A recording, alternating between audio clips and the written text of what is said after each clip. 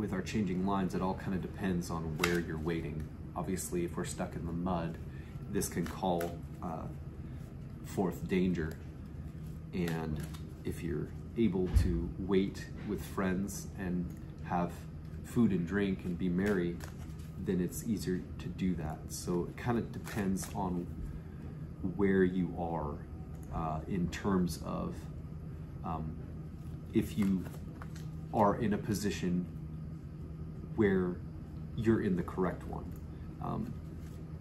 This all, I believe, would make the most sense internally, but also it could be in your external situation. If you're, you know, in a garage during the winter, or, I mean, without any kind of comforts in cold times, that's obviously not the best place to be waiting things out. So it's important in our alchemical idea of this to be waiting in a place that internally we feel is stable. The I Ching is good for that. Even in changing situations, it feels like you can be stable within them. Since this card flipped out now, it's time to read.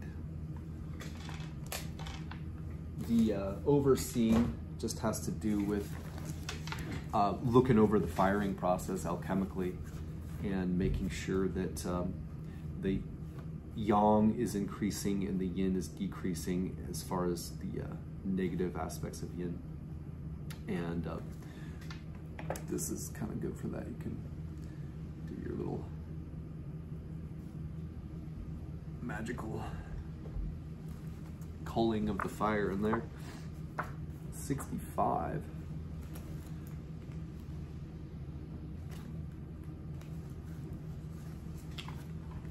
Combining yin and yang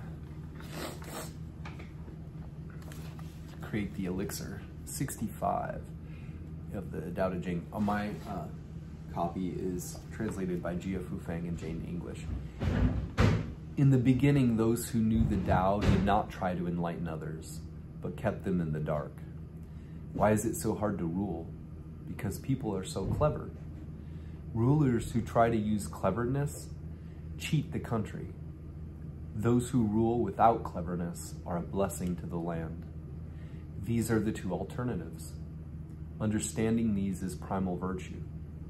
Primal virtue is deep and far.